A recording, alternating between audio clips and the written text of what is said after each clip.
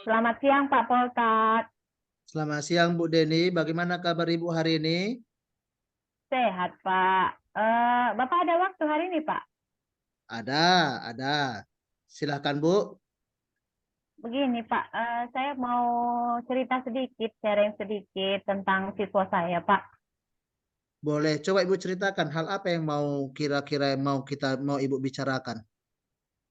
Begini Pak Poltat, di kelas saya itu ada siswa yang malas belajar Pak. Udah gitu dia suka mengganggu temannya, udah malas belajar, mengganggu temannya. Terus kalau kepada guru dia kurang sopan gitu Pak Polta. Jadi ketika saya masuk ke kelas mereka, saya merasa malas. Beda dengan kelas lain. Kalau di kelas lain di 10.1 sampai 10.7 masih semangat begitu. Nah, kalau tiba di kelas 10.8 ini kebetulan anaknya ada di kelas 10.8. Nah, di kelas 10.8 ini saya lihat siswanya ada 6 orang sebenarnya Pak, tapi yang paling parah ya 1 orang itu begitu Pak.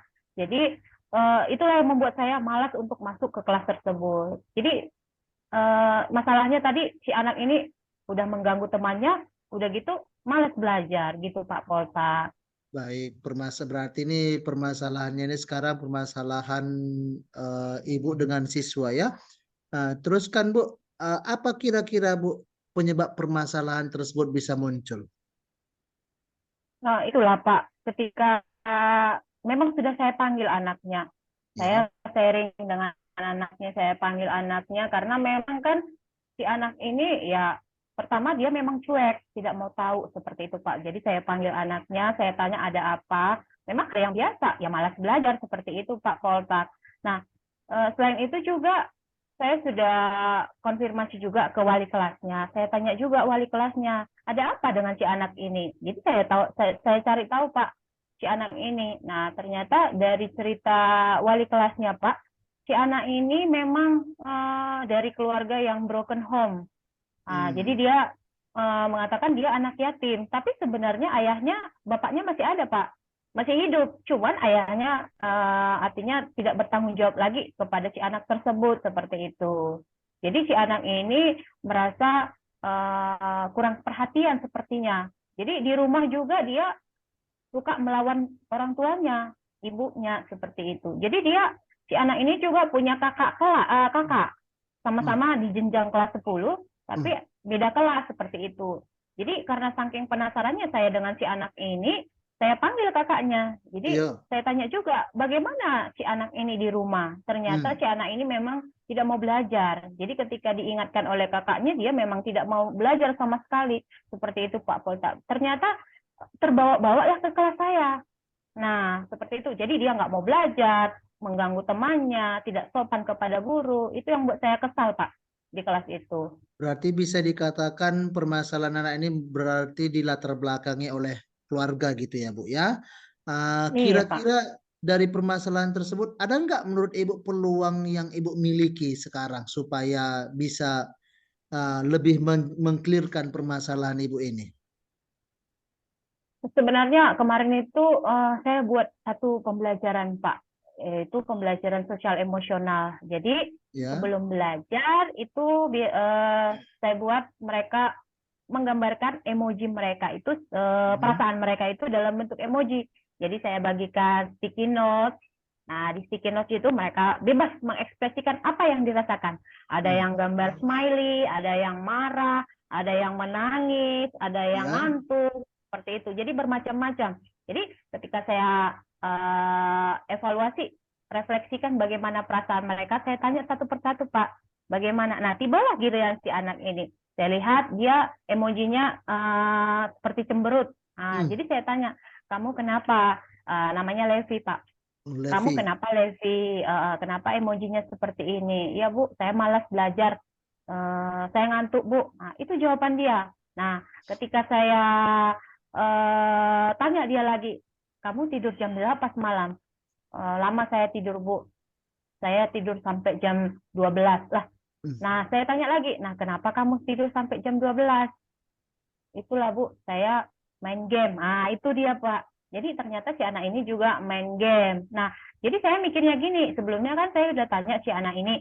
Si Ya, anak ini suka melawan orang tuanya, seperti itu. ya, Jadi saya lihat eh, si anak ini, berarti si anak ini tidak patuh sama mamanya, begitu ibunya, ya kan Pak? ya.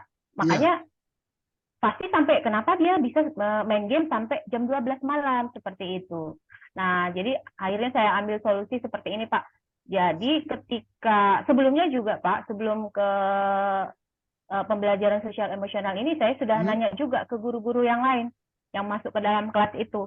hmm, Bagaimana sikap si anak ini pada saat pembelajaran mereka? Nah, ya, ternyata apa yang dilakukan oleh si anak ini sama dengan yang dilakukan pada saya. Malas belajar, mengganggu temannya, suka berkata kasar atau tidak sopan kepada orang lain atau gurunya, seperti itu. Nah, ternyata saya tanya lagi, nah itulah yang menjadi bahan pembicaraan di ruang guru. Nah, didengar oleh kepala sekolah kami, Pak. hmm, Nah, jadi kepala sekolah kami ini ikut nimbrung, ada apa, siapa itu, begitu. Jadi ketika dia mendengar cerita kami bahwasanya setiap guru yang masuk ke dalam 10-8 itu memang betul-betul merasa malas. Nah, akhirnya ibu kepala sekolah kami menawarkan diri, coba jumpakan saya dengan anak itu. Apa yang saya mau cerita, apa kendalanya? Saya mau lihat bagaimana pendapat si anak itu. Nah, akhirnya Pak, kami jumpakanlah si anak tersebut dengan ibu kepala hmm. sekolah kami. Nah, saya nggak tahu ceritanya apa yang dibicarakan oleh ibu kepala sekolah dengan si Si anak tersebut. anaknya. Nah, pada Ya, saat selesai si anak tersebut uh, jumpa dengan kepala sekolah, si hmm, anak tersebut masuk ke kelas. Saya lihat mukanya murung dan dia tidak dia udah artinya dia tidak lagi muka melawan, Pak. Sudah muka biasa, artinya dia tidak lagi menentang guru dan hmm. siswa yang lain juga tidak diganggu ya. Jadi itu yang saya lihat. Besoknya saya tanya kepala sekolah, Ibu, ada apa Bu? Kok bisa si Levi pada saat masuk ke kelas saya itu sudah mulai tenang, tidak Hmm, mengganggu temannya? iya. Iya, saya berikan dia motivasi, Bu. Artinya si ibu kepala sekolah ini memberikan motivasi kepada si anak tersebut, begitu, Pak. Oh, baik Bu, berarti artinya sudah ada tindak lanjut yang Ibu lakukan ya supaya si anak itu mengalami perubahan dalam sikap dan perilaku dan juga saya tangkap tadi Ibu mengatakan bahwa berarti bukan Ibu saja yang mengalami yang kejadian ini, guru-guru yang lain juga yang masuk ke dalam kelas itu juga mengalami kejadian yang seperti Ibu alami. Jadi kan Bu, kembali coba saya tanyakan Bu, apa yang Ibu harapkan dari pertemuan kita hari ini? Saya pengen tahu, Pak, bagaimana menghadapi anak ini Hmm, supaya anak ini mau belajar, termotivasi untuk belajar dan tidak hmm, mengganggu temannya. Seperti itu, Pak. Itu yang saya harapkan karena yang hmm, saya lihat apapun yang saya lakukan ya tidak mempan gitu, hmm. membel seperti itu. Tapi ketika dia ketemu dengan kepala sekolah, si anak tersebut uh, sudah merasa ada perubahan sedikit lah, walaupun cuma berapa persen, Pak. Nah, ternyata si ibu kepala sekolah memberikan motivasi seperti itu, Pak Polta. Jadi saya Hmm, pikir, oh berarti wajib dimotivasi ini. Apalagi kan si anak ini termasuk anak yang broken home. Jadi ya, ada lagi kemarin saya tanya guru yang masuk ke dalam kelas mereka. Jadi ketika si guru tersebut marah kepada si anak tersebut, dia bilang ya, gini, Bu, jangan jangan kejam-kejam lah, Bu. Saya kan anak yatim, Bu. hmm, Masa Ibu suka marah sama saya? Berarti kan dampak dari keluarga itu memang berpengaruh terhadap si ya, anak itu. Seperti itu, Pak Poltak. ya. Jadi saya pengen bagaimana solusinya supaya si anak ini mau untuk belajar dan tidak Baik. mengganggu temannya. Baik, berarti tadi Ibu mengatakan bahwa si anak itu jumpa kepala sekolah, lalu dimotivasi oleh kepala sekolah, dia mengalami perubahan, berarti dia perlu dimotivasi, kan gitu Bu. Selain motivasi, kira-kira apa rencana Ibu lagi dalam mencapai tujuan tersebut, selain motivasi, supaya perilaku anak Iya, itu tadi mengalami perilaku yang konsisten perubahannya, bukan karena iya. baru dimotivasi. Jadi yang saya perhatikan kan Pak, ketika saya Ya. mengajar di depan itu, dia Ya. malah makin ribut gitu. Hmm. Dia ribut, tak mengganggu temannya, bahkan lempar-lemparan sampah Pak. Ah, Jadi kalau saya tanya, bilangnya pasti sumbernya dari si anak tersebut. Nah, ah, akhirnya saya coba seperti ini. Saya buat diskusi juga seperti itu, Pak. Diskusi, malah dia yang mengganggu kelompok lain. Dia ah, mengganggu satu kelompoknya, dan juga hmm, dia mengganggu kelompok yang lain. Itu pada saat diskusi. Nah, ternyata saya ubah pembelajaran saya, Pak. Karena saat itu di kelas 10 saya buat praktikum. Nah, ah, praktikum hukum dasar kimia. Nah, yang saya ya, praktikumkan adalah hukum Lavoisier. Nah, di hukum Lavoisier itu kan Pak, ada kegiatan yang menimbang zat, iya berhubungan praktikum, dengan ya, menimbang jam. iya, Ternyata yang saya perhatikan kan Pak, si anak tersebut lah yang menimbang zat. Yang sebelumnya saya lihat dia suka mengganggu, tidak mau tahu, bahkan catatannya pun tidak ada, Pak. Nah, di ah, sini ah, saya lihat di pembelajaran ini justru dia yang ikut menimbang, istilahnya dia ikut ambil bagian dalam kegiatan tersebut. Nah, seperti itu, Pak. Ada lagi, Pak, di pelajaran waktu konfigurasi elektron. Nah, ya, ketika ya, saya menerangkan, dia nggak mendengarkan sama sekali, bahkan dia mengganggu sama seperti sebelumnya. Nah, ternyata saya ambil suatu pembelajaran, saya memang wajib membuat dia untuk bekerja, Pak. Nah, saya ambil congklak, hmm, congklak permainan zaman dahulu, Pak. iya, Itu. Jadi di congklak itu nanti dibagi-bagi berapa elektron di kulit per kulit seperti itu. Jadi saya arahkan si anak itu bagaimana cara menggunakan pembelajaran media congklak itu pada saat konfigurasi elektron. Nah, ternyata dia mau, Pak. Nah, di situ saya lihat, oh berarti si anak ini tidak suka pembelajaran yang gurunya menerangkan, tidak suka berdiskusi dengan temannya. Nah, ternyata dia harus dilibatkan secara langsung, aktif seperti itu. baik. Berarti saya tangkap anak kita ini berarti dia itu pembelajarannya itu secara kinestetik, artinya dia harus banyak melibatkan pekerjaan aktivitas fisik kan gitu Bu. Nah, sehingga dia Iya, si anak benar-benar, ini Pak. dia tidak ada waktunya untuk mengganggu sehingga dia pola pikirnya habis untuk aktivitas fisik. Nah, sekarang coba Bu, apa hambatan atau gangguan yang dapat menghalangi ibu dalam meraih tujuan tersebut? Sebenarnya hambatannya, Pak, itu tadi saya harus lebih aktif lagi sebenarnya dalam membuat, Hmm, lebih kreatif lah dalam membuat media pembelajaran tadi.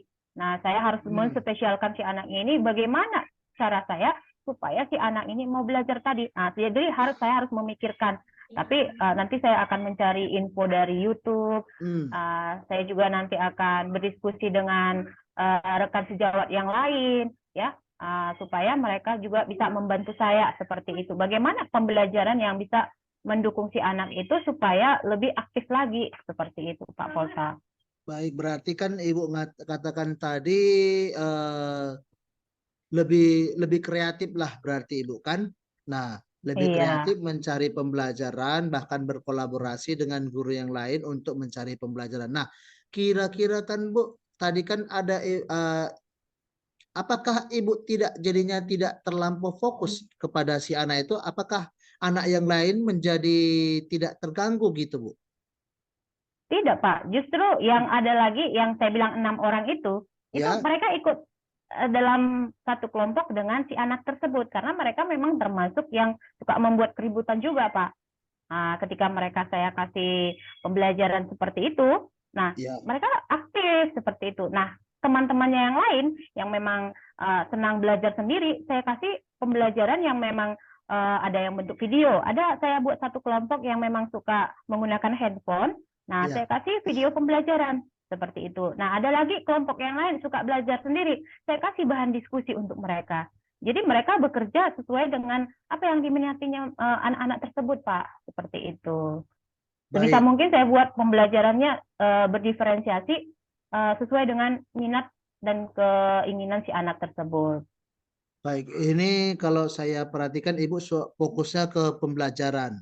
Nah, Mm. kira-kira apakah ada solusi yang lain yang Ibu pikirkan supaya tujuan Ibu dapat tercapai selain dari pembelajaran supaya si anak ini bukan hanya karena kan tadi ibu katakan dia bukan hanya pada ibu saja, pada semua guru juga begitu. Nah, Mm. apakah ada solusi yang lain supaya perubahan anak-anak kita ini dapat lebih konsisten sehingga tujuan Ibu dapat tercapai? Apakah ada solusi yang lain, Bu? Selain yang tadi, saya harus kreatif dalam membuat media pembelajaran. Ya. Saya juga wajib memotivasi mereka dan berkolaborasi dengan guru lain, Pak. Karena kan Baik. di kelas itu saya cuma masuk 2 JP. Ya. Nah, supaya mereka tetap termotivasi, ya saya akan sharing ke teman-teman, Bapak Ibu guru yang masuk ke kelas tersebut, bagaimana pembelajaran yang saya lakukan dan bagaimana hasil yang saya peroleh ketika saya melakukan pembelajaran tersebut. Seperti itu Pak Polta. Jadi nanti saya akan sharing dengan guru-guru yang masuk di kelas tersebut dan saya akan mengatakan ternyata si kelas 10-8 harus dimotivasi dan pembelajarannya pun harus berdiferensiasi. Nah, itu Pak. Selain itu juga ke wali kelasnya juga saya infokan Pak, bagaimana kondisi si anak ini pada saat pembelajaran saya. Seperti Baik. itu Pak Polta. Baik, dari beberapa yang Ibu sampaikan tadi itu, adakah yang menjadi prioritas, yang paling menjadi prioritas yang mau Ibu capai dalam jangka waktu pendek ini? Yang pasti si anak tersebut mau belajar dulu Pak. Dan tidak Oke. mengganggu temannya. Itu fokus saya. Jadi si anak ini bagaimana caranya saya mau dia belajar. Oh ternyata tadi pembelajarannya Pak. Nah di pembelajaran itu tadi ketika dia mau belajar sendiri, praktek sendiri, oh berarti dia aktif. Nah jadi itu yang saya lihat. Nah ketika dia aktif belajar, otomatis dia tidak akan mengganggu temannya. Seperti itu Pak. Jadi itulah yang saya harapkan. Baik, apakah ada komitmen Ibu untuk kedepannya? Sudah pasti Pak. Jadi saya pengen ketika saya masuk ke setiap kelas, bukan hanya di kelas 10-8 Pak ya, di kelas 10-1 sampai 10-7 juga saya pengen menerapkan pembelajaran berdiferensiasi dan melihat bagaimana sosial emosional mereka pada saat pembelajaran saya. Jadi otomatis saya akan menerapkannya di semua kelas yang saya masuki. Seperti itu Pak Polta. Baik, kira-kira siapa saja yang dapat membantu Ibu untuk mencapai komitmen Ibu ke depannya itu? Yang pasti seluruh warga sekolah, terutama guru-guru Pak, teman sejawat saya. Karena yang berhadapan dengan siswa secara langsung itu adalah guru-guru teman sejawat saya. Kemudian kepala sekolah, dan satu lagi ke wakil kepala sekolah. Seperti itu Pak Polta. Baik, terus bagaimana tindak lanjut dari Ibu setelah coaching ini sehingga komitmen yang Ibu katakan tadi itu dapat tercapai? Oke, nah setelah coaching ini saya lakukan Pak, ternyata permasalahan yang saya anggap rumit itu dapat diselesaikan dengan gampang Pak. Oh ternyata dengan motivasi, dengan pembelajaran yang menarik, kolaborasi dengan teman sejawat dan seluruh warga sekolah, ternyata bisa membuat anak tersebut mau belajar seperti itu Pak. Baik, terima kasih Bu. Saya atas coaching yang Ibu lakukan ini, dan kita pertemuan berikutnya nanti Bu, itu kita harapkan langkah-langkah yang Ibu sudah terapkan itu ada kemajuan yang lebih baik sehingga perubahan si anak kita harapkan menjadi lebih konsisten. Terima kasih Bu Deni atas waktunya. Selamat siang Bu Den. Iya Pak, selamat siang Pak. Saya terima kasih Pak. Bapak sudah meluangkan waktu untuk saya. Terima kasih banyak ya Pak. Nanti kalau ada Sama-sama. sharing lagi, boleh ya Pak ya, saya sharing dengan Bapak. Silahkan Bu Deni, kita siap membantu demi kemajuan sekolah kita dan demi anak-anak kita. Terima kasih kembali Bu Den. Oke.